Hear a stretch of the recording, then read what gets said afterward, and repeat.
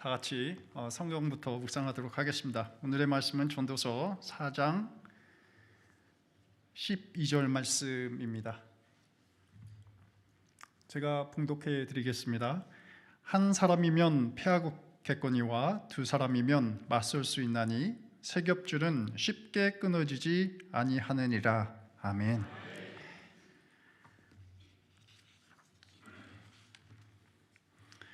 여러분 반갑습니다. 이렇게 거함교회에서 말씀을 나눌 수 있게 되어서 감사하게 생각합니다. 우리 김종화 담임 목사님 그리고 당회 그리고 성도 모든 교우님들께 새 인사와 더불어서 올해도 거함교회가 이 지역사회에서 빛과 소금의 역할 잘 감당하기 기원하겠습니다. 제가 10년 전 거함교회에서 협동 목사로 있었는데요.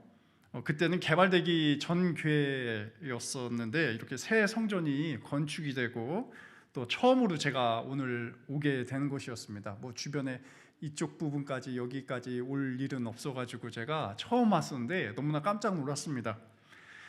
이 성전을 보면서 지난날 목사님들과 또 모든 성도님들 참 수고 많으셨겠다라는 생각도 함께 또 섬김의 그 모습에 대해서 제가 크게 감동을 받았습니다.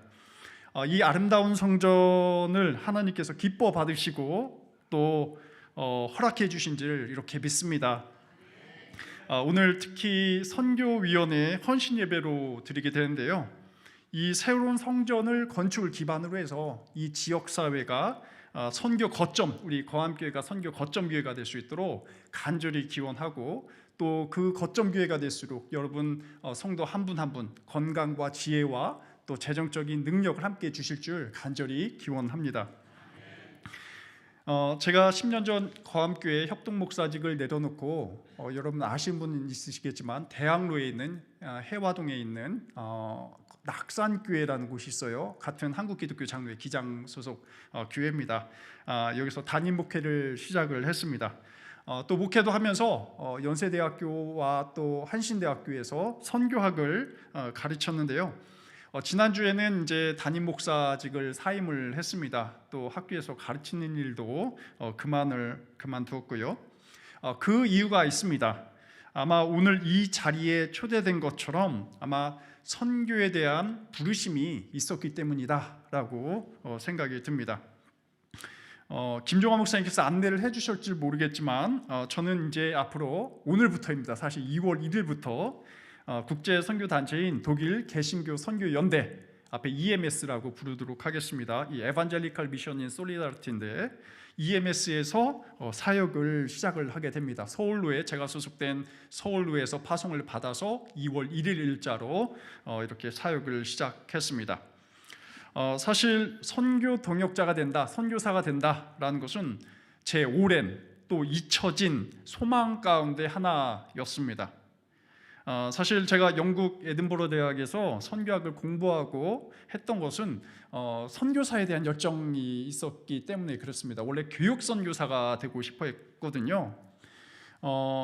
가르치는 일을 좋아해가지고 영국에서 박사학위를 마치면 필리핀이나 태국과 같은 동남아 지역에서 그쪽 지역에서는 목회자가 태부족입니다. 또 신학교라는 것도 어떤 교인들을 좀 리드하고 또 안내할 직접 수준이 예전에는 그렇게 높지 않아가지고 그 교수가 많이 필요했었어요. 물론 지금은 굉장히 수준이 높아졌지만서도요. 그러다가 2013년에 12월 학위를 마치고 한국에 왔는데 일단 이곳 거여 마천동에서 체류를 했습니다. 그러면서 제 아내 모교인 이 거함교회에 나오게 되었고요. 그때 목사님의 권유로 해서 이 거함교회에서 이제 협동 목사도 함께 지내게 되었습니다.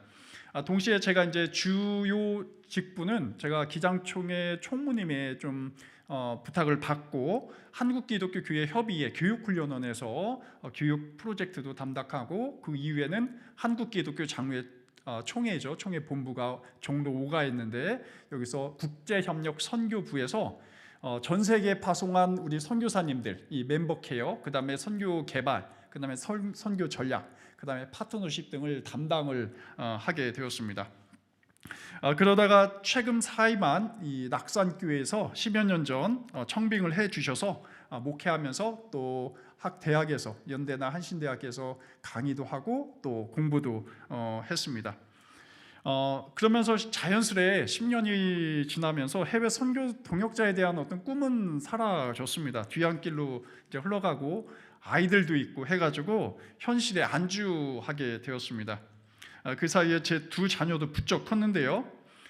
두 아이 모두 이 거함교회가 지어지기 전 옛날 거기는 우리 유치원 이 있었죠. 어린이집이었던 것 같은데 거기 다녔던 기억이 있습니다.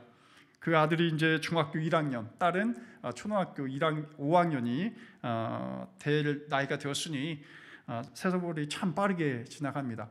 말 나온 김에 이 자리에서 우리 인사 한번 하도록 하겠습니다. 우리 그 자리에서 일어나 주시면 좋겠어요. 우소영 사모님과 우리 두 아이들.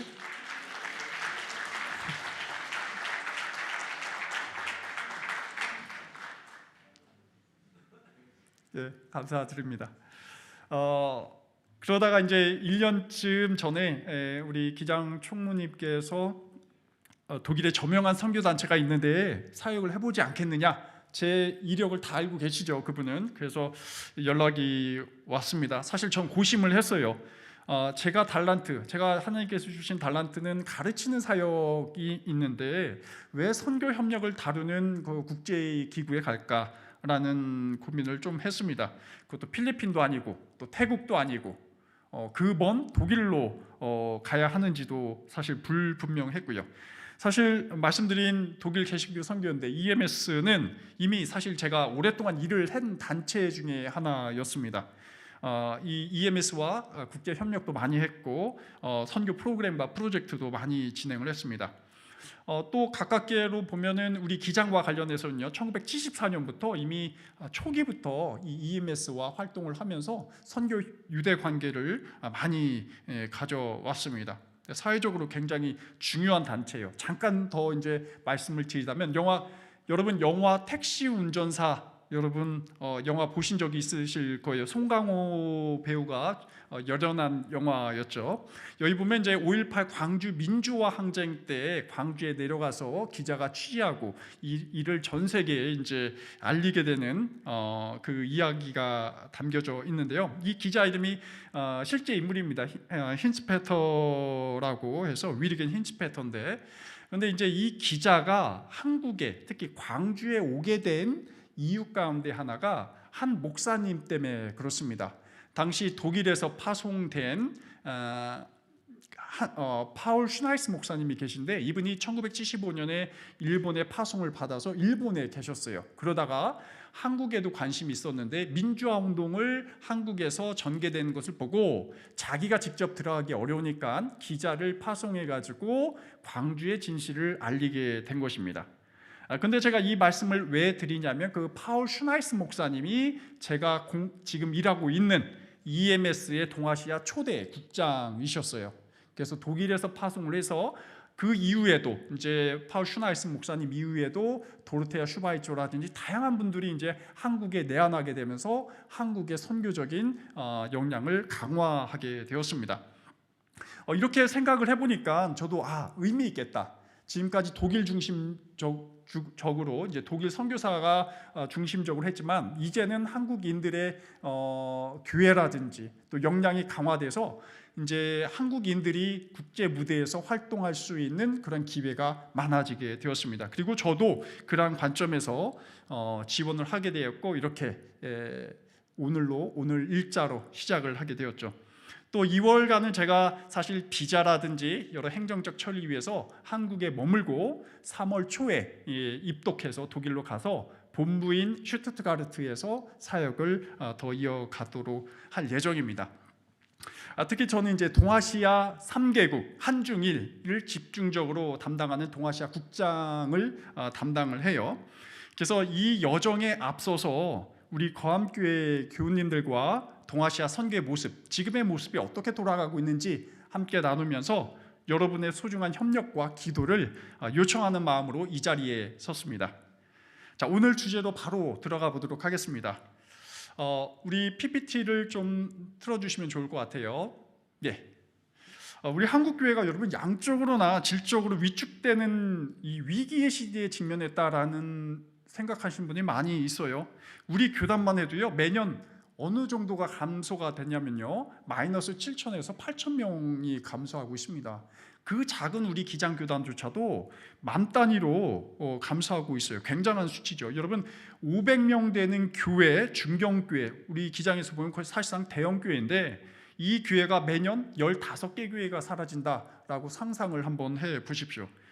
이웃교단인 예장통합이나 합동교단의 수치는, 절대적 수치는 굉장히 큽니다. 제 화면에서 보시는 것처럼 매년 10만 명씩 감소하고 있습니다. 그러니 이제 교회가 지속 가능성, 이 생존의 갈림길에 있다 보니까 어떻게 할 것인가, 어떻게 교회를 운영할 것인가, 이 고심이 많이 들죠. 특히 코로나 이후에 더욱더 이런 생각이 더 급속하게 발전해 갔습니다. 가장 교회가 생존하기 위해서 어떤 것을 선택하십니까? 첫 번째는 선교비를 삭감하는 거예요. 이것은 주로 이제 교회 운영비, 내부비만 로 채워지기 위해서 외부로 지출하는 것을 줄이겠다라는 것이죠. 하지만 우리가 명심할 것이 있는데, 교회는 선교할 때만이 성장하고 선교할 때만이 위기를 극복한다라는 것입니다. 선교는 교회랑 거의 동의어예요. 선교 없이 교회는 존재하지 못한다라는 것입니다. 이것은 제 이야기가 아니라 사도 바울의 이야기입니다. 다음 PPT를 한번 보여주시면요. 자, 보시면 이게 사도 바울이 한 5차례에 걸쳐서 당시 로마 시대에 선교 여행을 갔습니다. 여행 가면서 무엇을 합니까? 개종자도 획득하고 교회도 세우고 그 가운데 교회가 발전하게 되는 것이죠. 여러분, 사도 바울이 이 선교를 하지 않았더라면 어떤 일이 벌어졌겠습니까? 우리 이 자리에서 예배드릴 것이라고는 생각도 못할 것입니다. 그냥 1세기에 있었던 작은 예수 소종파 운동에 그칠 그런 운동이었어요. 역사상 기독교라는 존재가 없었을 것입니다. 사도 바울이 없었더라면요. 그런데 중요한 것은 사도 바울이 선교했던 그 시기는 기독교 번영기가 전혀 아니었습니다. 기독교가 오히려 박해받고 그리스도인들 숨어서 예배를 드리고 했던 그때에 오히려 더 선교를 강화함으로써 교회가 확산하고 그리스도인들이, 개종자들이 너무나도 많이 교회에 물밀듯 들어오게 됩니다. 마치 단단한 바위에 집을 지은 것처럼 교회가 그 지역사회에 뿌리 내리면서 헐벗은 자들에게 옷을 주고 또 굶주린 자에게 먹을 것을 주게 되는 것이죠. 그렇게 교회에 있어서 핵심은 선교다라고 말씀을 드릴 수가 있습니다. 그리고 이 선교가 영적으로 성숙하게 하는 아주 동기가 된다라는 것이죠. 그래서 제가 말씀드린, 아까 수치도 보여드리긴 했지만, 이 수적인 위기가 본질은 아닙니다. 결국은 영적인 위기예요. 교회가 이렇게 나약해진 채 마치 모래 위에 쌓은 집처럼 비바람이 불 때면 이리 갔다 저리 갔다 흩어지는 것처럼 흩어지는 현상이 있는데, 이것은 사실 교회의 숫자가 감소해서라기보다는 영적 상태가 문제다라는 것이죠. 여러분, 우리가 이렇게 예배 드릴 때 누가 여기 교회 온다고 박해를 합니까? 안 하죠. 여러분, 교회 나오실 때 여기 동사무소나 신고하고 옵니까? 안 합니다. 우린 굉장히 자유스럽게, 사실 한국교회 개신교 역사가 지금 한 140년이 좀 넘는데요, 이 역사 가운데 최대 호황기예요. 자유로 보면요, 너무나 자연스럽게 우리는 예배를 드릴 수가 있습니다. 하지만 이 영적인 위기에 직면하다 보니까 멸균실에서 자란 것처럼 조그마한 위기에도 마치 거대한 것처럼 우리 교회가 중내 산에 이런 위기 속에 있게 됩니다. 이게 신앙의 면역력이 굉장히 약해지는 것이죠. 그러니까 조그마한 바이러스, 이 위기에서도 넘어지고 자빠지게 되는 것입니다. 저는 이 시간 제가 사역하고 있는 EMS에 대해서 설명을 드릴 터이지만, 사실 바라기로는 제 사역만이 아니라 우리가 본질적으로 이 신앙의 면역력, 영적 면역력을 기르기 위해서 왜 우리가 선교에 헌신해야 하는가, 이 점에 대해서 함께 나누려고 합니다. 자, PPT 다음으로 넘겨주시면요. 자, 여러분, 그 전입니다. 다다음 2번 더 넘겨주시면 고맙겠습니다. 자, 여기 보시면요, 중국 이야기를 한번 들어갈까 봅니다. 제가 한중일을 담당하기 때문에 중국, 북한, 일본에 대해서 간단하게 말씀을 드릴게요. 지금의 상황에 대해서. 작년 10월 중국 베이징에서 중국 공산당 제20기 중앙위원회가 열린 모습입니다. 화면 속 모습인데, 이 위원회에서는 중화민족의 공동체 확립이라는 주제로 골자로 하는 그 정책을 발표했어요. 그런데 이 회의가 뭐 정치적 구호나 정치적 어떤 결정 회의 같지만 그것이 아니라 중국 기독교 정책에 대한 내용도 사실 굉장히 잘 반영되어 있습니다. 특히 정부의 통제가 여기서 나타나게 돼요. 여러분, 중국에는 중국 공안이 인정하는 교회가 몇 개 있는데 그 가운데 하나가 삼작교회라는 곳이 있습니다. 삼작교회, 중국 공산당의 정책에 따라서 운영되는 교회입니다. 문제는 최근에 예배 시에 찬송가가 아니라 폐회할 때 공산당 찬가를 부르도록 법제화를 했어요. 또 다음 사진을 보시면 특히 여기 사진을 한번 보시면 교회인데 여러분 어떻습니까? 십자가가 예배당에 없어요. 한번 자세히 보시면 그냥 국기만, 공안 국기만 이렇게 앞에 있습니다. 여러분, 이게 무엇을 의미하고 있습니까? 예배 대상인 하나님에서 공산당으로 어떤 국가 이념 체제로 이렇게 전환되게 됩니다. 삼자교회는 중국 정부가 공인하는 등록된 교회예요. 그래서 자유롭게 예배는 드릴 수 있긴 하긴 하지만 정작 예배 나왔을 때는 어떻습니까? 그 기독교 하나님에 대해서 예배하기보다는 국가 이데올로기나 이념을 반영할 수밖에 없는 그러한 철저하게 통제되고 감시된 상황에서 예배를 드리게 됩니다. 삼자교회도 그럴진데 다른 미등록 교회는 어떨까요? 자, 광시성 베이하이레는 이 자이언교회라는 곳이 있는데요. 다음 사진입니다. 이 사진 속에 있는 에즈라 진 목사님이세요. 여기서 목회를 하고 계신데 얼마 전 이 목사님과 18명의 교회 지도자들이 체포되는 사건이 발생했습니다. 그래서 이게 굉장히 대서특필돼 가지고 외국에서, 특히 미국의 일간지에서는 크게 보도된 바가 있습니다. 그 혐의가 있어요. 왜 구속을 시켰냐? 정보 네트워크 불법 사용이라는 명의가 씌워졌습니다. 이 자이언교회는 당시 중국에서 가장 큰 교회 가운데 하나, 비공식 교회 가운데 하나예요. 약 5,000명 정도가 예배를 매주마다 드리고 있습니다. 그런데 이 교회가 규세가 점차 커지니까 중국 공안에서도 이게 좀 눈에 가시처럼 보였겠죠. 정부가 온갖 루머를 퍼뜨리고 목회자를 체포하게 되었습니다. 체포하는 중엔 한 여성 목회자도 있었는데 갓난아기를 데리고 있었는데 이 갓난아기를 강제적으로 떼어놓고 잡아가는 그런 반인륜적인 경우도 있었습니다. 사실 이 교회가 이렇게 좀 통제받는 것은 한두 해가 아니었어요. 이미 2018년에 중국 공산당에서 교회 안에 전부 다 카메라를 설치하도록 했습니다. 그래서 감시하기 위해서였죠. 하지만 이를 거부를 하게 됩니다. 이 자이언교회에서. 그래서 온갖 혐의를 다 뒤집어 씌우고 교회 문을 닫게 하려고 한 것입니다. 다음 사진 한번 보도록 할게요. 당시 사진은 이제 감시하는 사진이고 오른쪽은 십자가를 철거하는 사진입니다. 공안들이 교인들에게 사기, 불법 이런저런 제목을 달아서 교회를 문을 닫게 하는 것이죠. 이렇게 정부 탄압과 박해 속에서 과연 수많은 중국 그리스도인들이 어려움 속에서 신앙을 유지하고 있습니다. 과연 우리 한국교회는 이들을 위해서 무엇을 기도하고 무엇을 도울 수가 있을까요? 다음에는 북한으로 한번 넘어가 보도록 하겠습니다. 다음 페이지요. 여기에 보시면 사전이죠. 제가 2달 전에 여러 학자들, 기독교 역사학자들과 이 북한 기독교 역사 사전이라는 책을 편찬을 했습니다. 2권으로 이루어진 책인데 굉장히 두터운 책이고 아마 굉장히 역작이에요. 왜냐하면 10년간에 걸쳐서 계획된 그 사전이었기 때문에 지난해가 이 해방 80주년이었습니다. 때마침. 그래가지고 그것을 기념해서 우리가 10년 전부터 학자들이 모여서 사전을 편찬하자 해가지고 이 북한 기독교 역사 사전을 편찬을 했습니다. 근데 제가 사전을 집필하면서 깜짝 놀란 것이 있었습니다.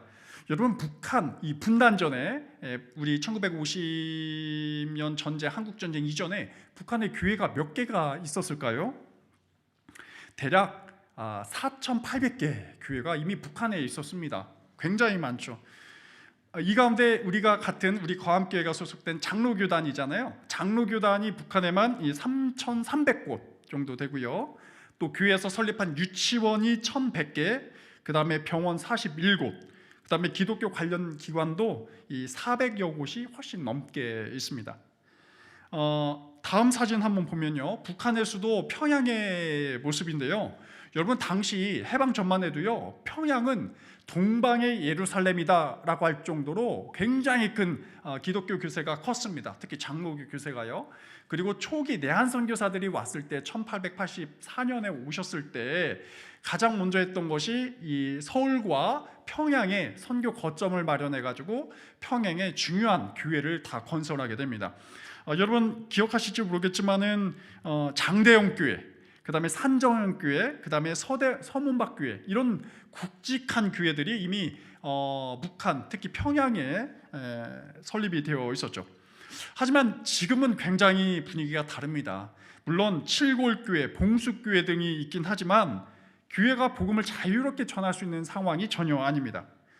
이들은 선교를 위해서 세워진 것이 아니라 국제사회를 위해서 체제 선전용이에요. 사실 우리 북한에도 평양에도 사람들이 원하면은 교회를 다닐 수 있다라는 종교의 자유를 보장하니까 우리 북한에도 여러 가지 국제 원조라든지 해달라라는 것이죠. 북한 헌법에도 여러분 놀랄 만한 일이긴 하지만 종교의 자유가 명시가 되어 있습니다. 하지만 체제에 위협되지 않는 한 여러 가지 감시가 있죠. 사실상 다니는 것이 금지된 상황입니다. 사실 그도 그럴 것이 하나님을 최고의 주권자로 고백하고 신앙을 중요시하는 우리 교회가 이 독재 체제와는 정면으로 충돌할 수밖에 없죠. 그럼에도 불구하고요, 여러분 놀라운 것이 있는데 진정한 순교자 신앙을 간직하는 신앙인들도 있습니다. 다음 사진 한번 보도록 할게요. 지하교회와 가정교회가 그런데요, 여기 사진을 보시면은 직접 북한에 가셨던 최재형 목사님이 계신데 이분께서 제공한 사진입니다. 함께 예배드리는 모습이죠. 가정교회입니다. 북한 체제에서는 사실 살아남을 수 없기 때문에 비공식으로 이렇게 예배를 드리는 거예요. 이분들이 예배 드릴 때는 사실 우리처럼 이렇게 자유롭게 드리지 못합니다. 숨어서 예배드리고 감시되면 그에 대한 혹독한 처벌이 있게 됩니다.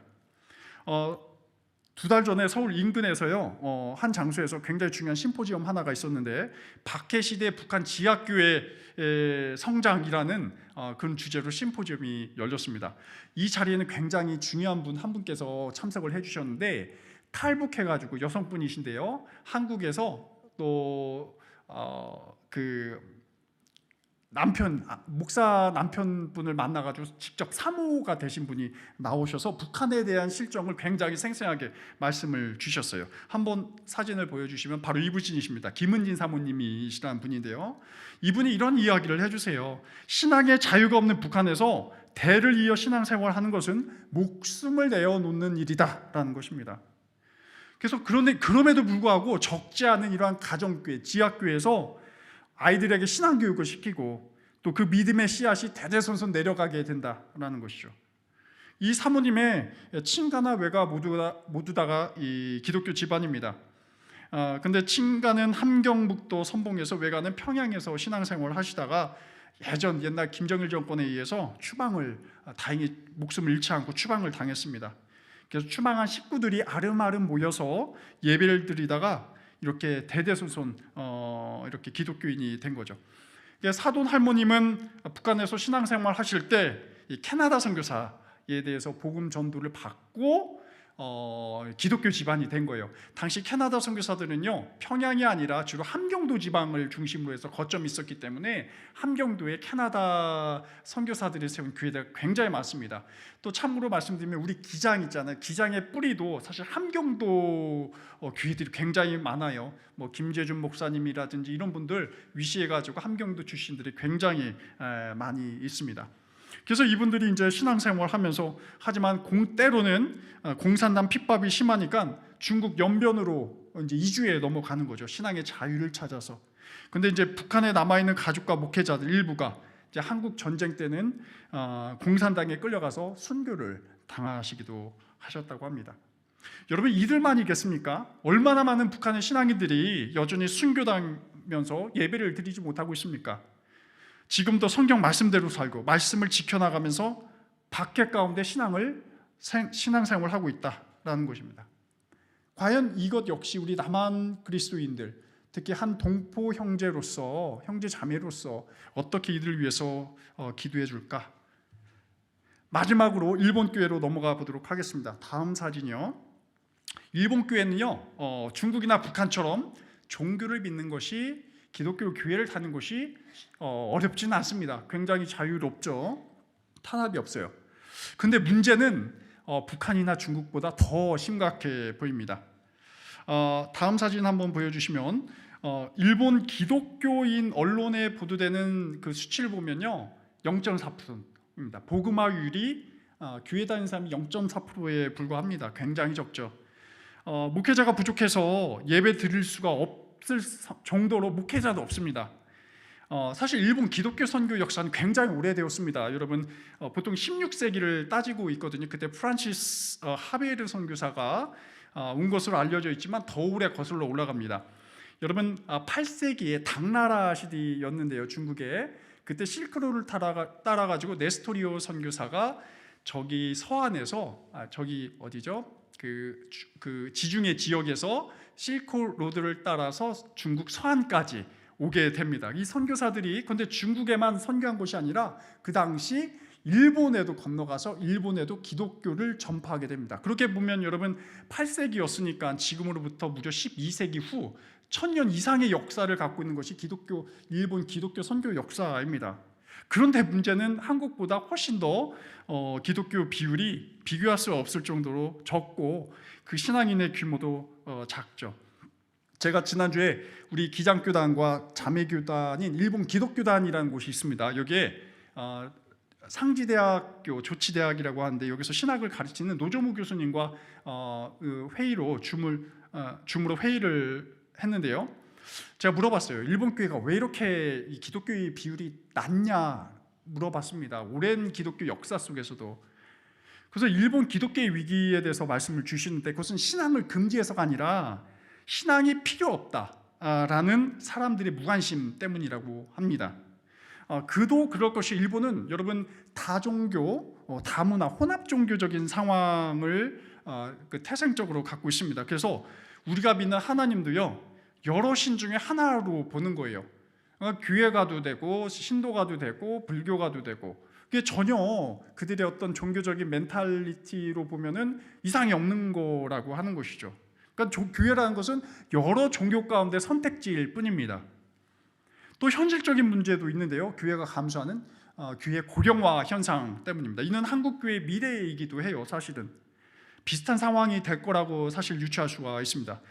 제가 작년 11월 초에 제가 속한 서울로회와 일본 기독교단 그 동경 북지구가 있습니다. 서로 파트너십 체결해가지고 매년마다 한 번은 한국에서 한 번은 일본에서 왔다 갔다 하면서 모임을 가져요. 한번 다음 PPT 넘겨주시면 그때 모인 사진들입니다. 여기서 제가 한 분이, 이제 한 젊은 목사님이, 여자 목사님이 계시는데, 제가 한신대학에서 가르쳤던 학생 분이세요.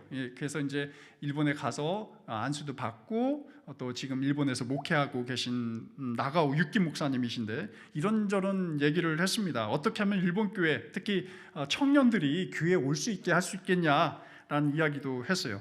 근데 유키 목사님 말씀 주시는 것이, 자기가 가장 어리대요. 평균 일본의 목회자의 나이가 65세가 넘습니다. 그래가지고 은퇴도 하지 못한 채 계속 70세, 80세가 되어가지고 또 교회가 비어 있으니까 하나 교회만 담당하는 것이 아니라 2개, 3개 교회를 연달아서 목회를 하고 계십니다.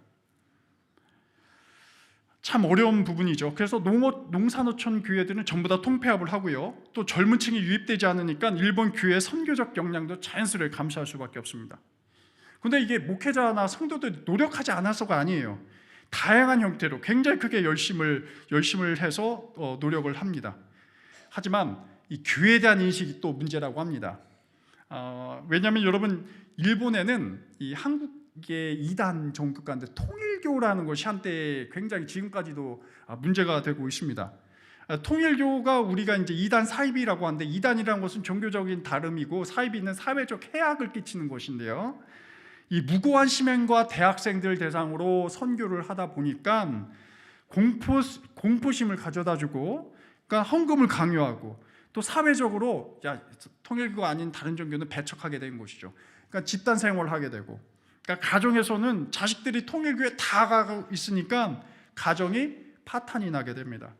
한번 다음 사진 한번 보시면요, 여기 보시면은 일본인들이, 무관 일본인들이 통일교에 납치돼 가지고 그 부모들이, 또 여기에 대해서 좀 죄책감이 있는 한국 그리스도인들이 가가지고 직접 함께 이 기자회견도 하고 탄원서도 제출하고 시위하는 장면이에요.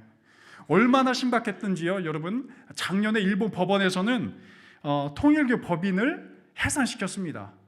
그럴 정도로 통일교가 굉장히 크게 해악을 미치고 있습니다. 그런데 문제는 여기서 일본인들, 일반 사람들은요, 그 종교가 2단이니 3단이니 그런 거 잘 몰라요. 교리적인 문제이기 때문에. 그런데 그것을 정상적인 교회, 정통 교회도 통일교회 하나의 아류, 브랜치라고 생각하고 일반 교회도 안 가는 거예요. 아예 교회 문을 두드리지 않습니다. 그래서 우리가 이단 사이비 문제도 굉장히 한국에서도 조심해야 된다는 것을 일본의 상황은 알려주고 있습니다. 이런 일본의 산적한 문제를 어떻게 해결해 나갈 것인가, 일본의 어떤 건전한 교회, 그러한 교단과 이런 것을 혼자 감당하기에는 불가능합니다. 0.4% 가지고 어떻게 이것을 하나하나 다 대응을 해 나가겠습니까? 그래서 제가 곧 지금 사역하고 있는 EMS는 이런 중국, 북한, 한국의 그 다음에 일본의 문제를 오랫동안 사실 고민을 해왔습니다. 다음 페이지 한번 보도록 할게요.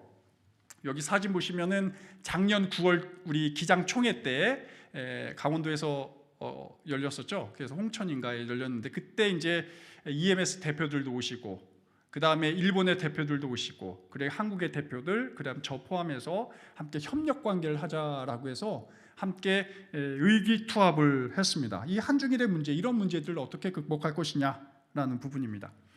EMS는 전 세계 25개국의 25개 교단들이 함께 협력을 하고 있습니다.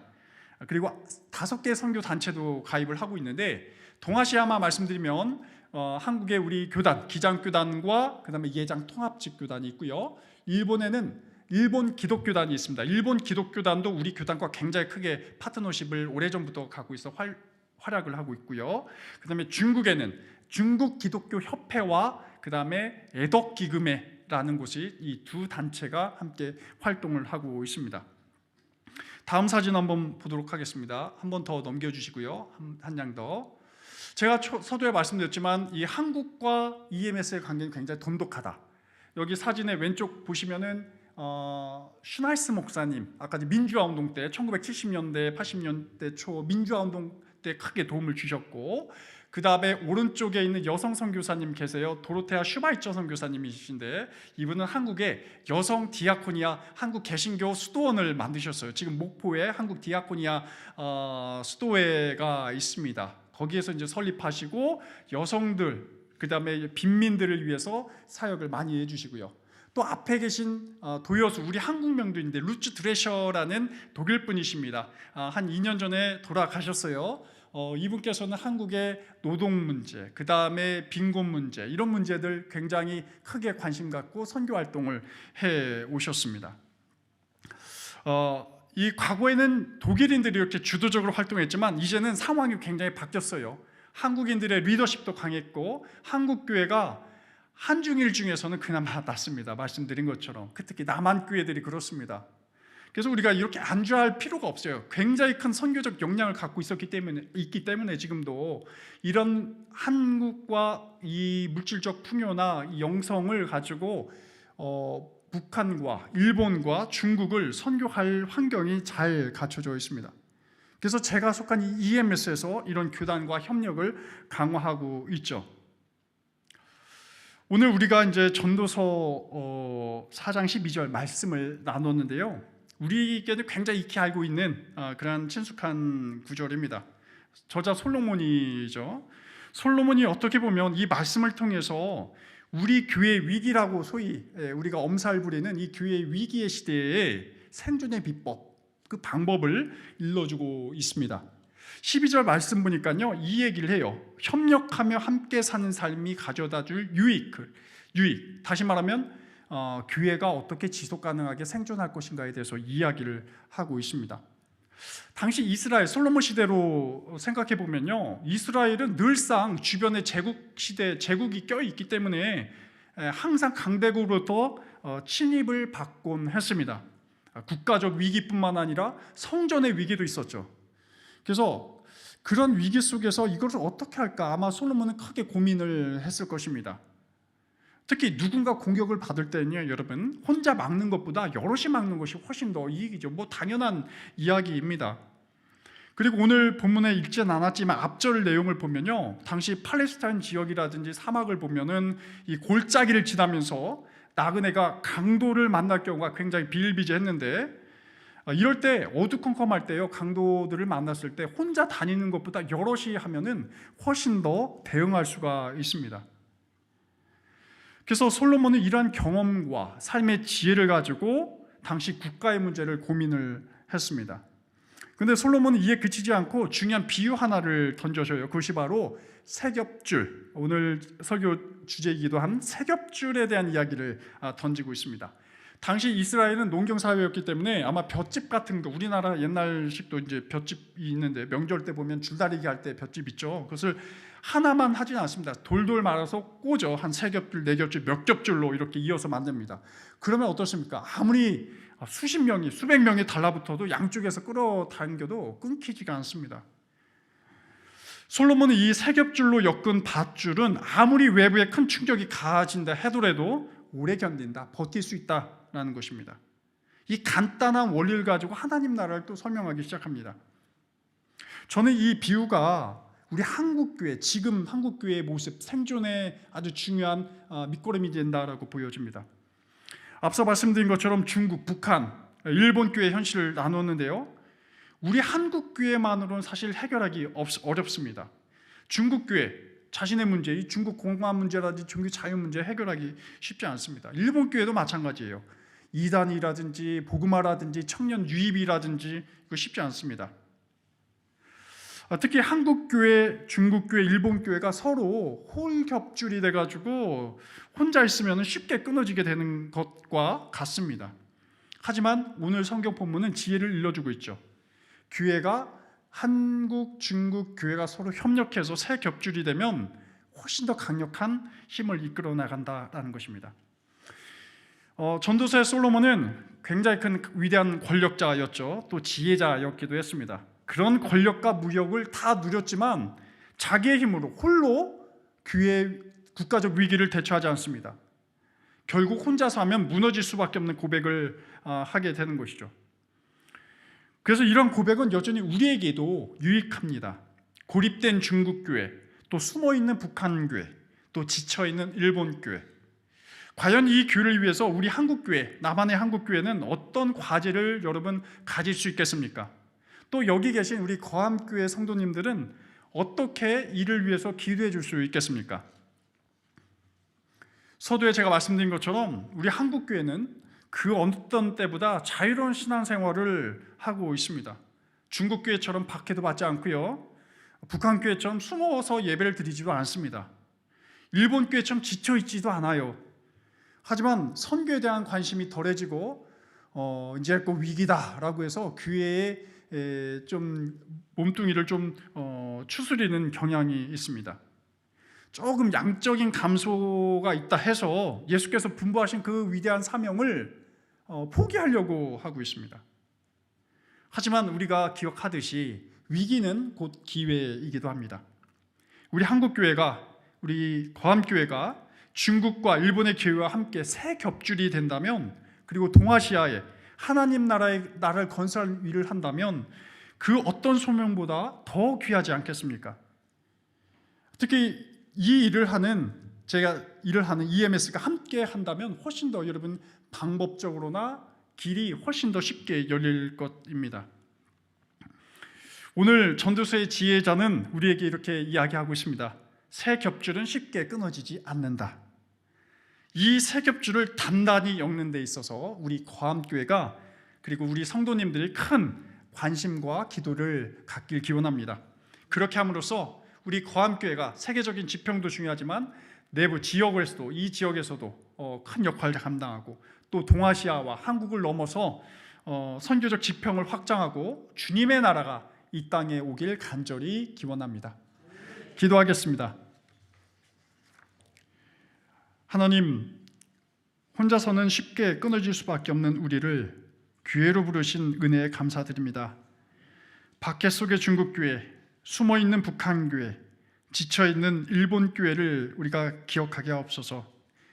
자유를 누리는 우리가 무관심에 머물지 않게 하옵소서.